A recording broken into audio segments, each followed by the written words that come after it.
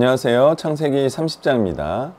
레아가 아들을 낳자 라헬이 시기하여 라헬과 레아 간에 아들 낳기 경쟁이 붙었습니다. 이것은 야곱의 사랑을 받기 위한 것이었지만 우리가 앞에서도 자주 봤듯이 하나님의 복을 받지 못한 자가 하나님의 복을 받은 자를 시기한 것과 같은 것입니다. 이와 같이 하나님의 복을 받지 못한 자는 하나님의 복을 받은 자를 시기하는 것은 하나님의 사랑을 받지 못하기 때문입니다. 라헬과 같이 레아를 시기하더라도 아들을 낳기 위한 경쟁이면 하나님의 복을 받는 것이고요. 이것이 진정한 의미의 선의의 경쟁인 것입니다.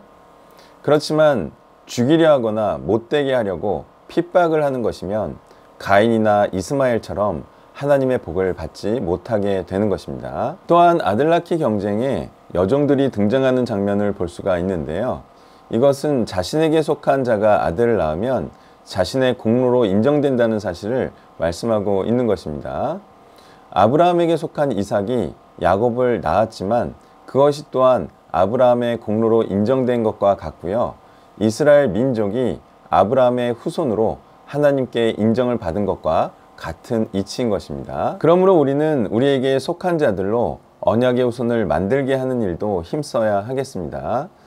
그것은 내가 직접 믿게 하는 것도 필요하지만 그 믿게 한 자가 또 다른 자를 믿게 하는 것도 나의 공로가 되기 때문입니다. 그리스도께서 제자들을 일으켜 그들로 하여금 또 다른 자를 양육하게 하신 것이 그리스도의 공로가 된 것과 같은 말인 것입니다. 이런 경쟁과 갈망이 주위 사람들에게도 전염되어 르우벤이 어머니인 레아에게 합한채를 드리는 일이 일어납니다. 이것은 돕는 자와 동역자를 얻음과 같은 것이고요. 이렇게 무언가를 이루고자 하는 열망이 주변에 돕는 자들을 일으키고요. 동역자를 일으켜내는 것임을 볼 수가 있습니다. 르우벤의 도움은 유효하여 또 다른 아들인 이사가를 낳는 결과를 낳게 되었는데요. 이것은 르우벤이 레아와 함께 이루어가는 자임을 의미하는 것입니다.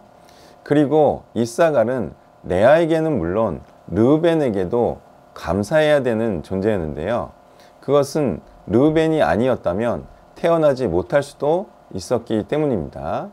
그러니까 거의 태어나게 해준 은혜를 르우벤이 베푼 것이라고 볼 수 있겠습니다. 23절에는 라헬이 임신하여 아들을 낳고 이르되 하나님이 내 부끄러움을 씻으셨다라고 말씀하고 있습니다. 아들을 낳지 못하면 부끄러워해야 할 존재가 되는 것이 맞는 것인가요? 당연히 그러한 것은 하나님께서는 언약의 후손을 낳으라는 사명을 주셨는데요. 사명을 완수하지 못하면 하나님 앞에 부끄러워해야 할 존재가 되는 것이 맞는 것입니다. 사람들이 하나님을 생각하지 않음에서 언약의 후손을 낳지 않아도 부끄러워하지 않고 있는 것이고요. 세상 사람들도 육적인 자녀를 낳지 못하고 있음에도 스스로를 부끄러워하지 않고 있는 것입니다.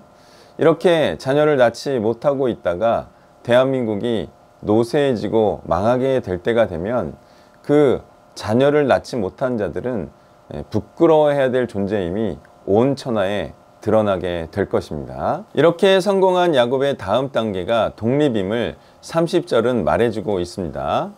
내가 오기 전에는 외삼촌의 소유가 적더니 번성하여 때를 이루었으니 내 발이 이르는 곳마다 여호와께서 외삼촌에게 복을 주셨나이다. 그러나 나는 언제나 집을 세우리이까. 야곱은 독립하기 위한 조건을 제시합니다. 그것은 양들 중에 아롱진 것과 점 있는 것과 검은 것만 가지는 것이고 염소 중에는 점 있는 것과 아롱진 것만을 갖는 것이었습니다. 이때 라반은 야곱의 몫을 최소화하기 위해 아롱진 것과 점 있는 것과 또 양들 중에 검은 것을 자신의 아들들의 관리에 맡기고요. 그래서 자신들의 양과 염소들이 야곱의 양과 염소들과 교미하지 못하도록 합니다.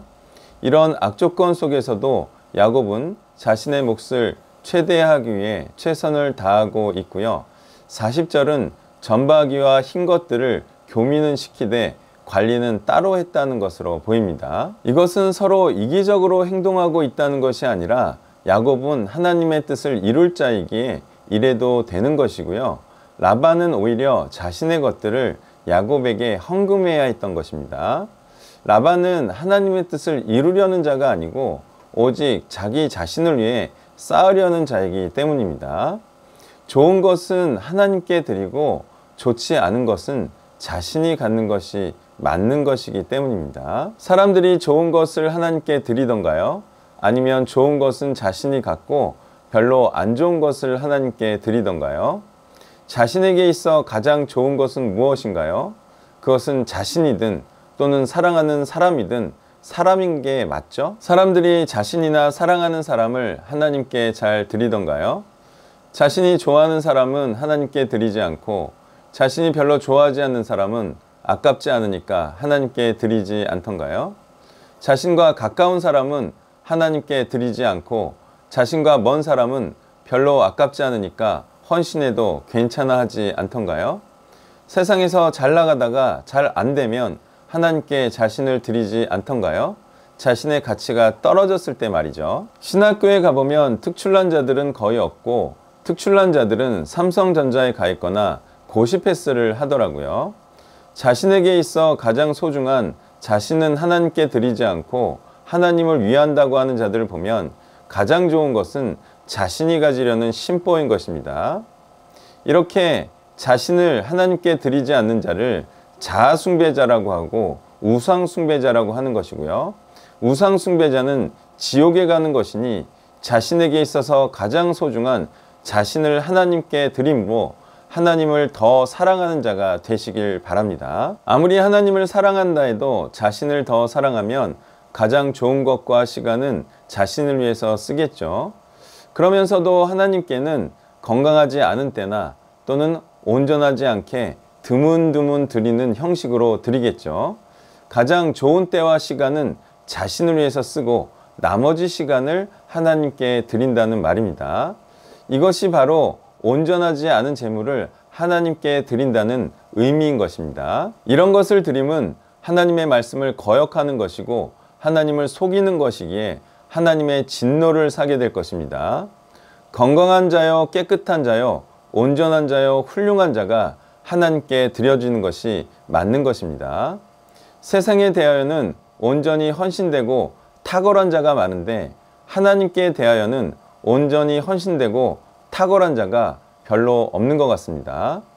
훌륭한 자들이 하나님께 바쳐져야 하는 것이 하나님께는 맞는 것입니다. 감사합니다.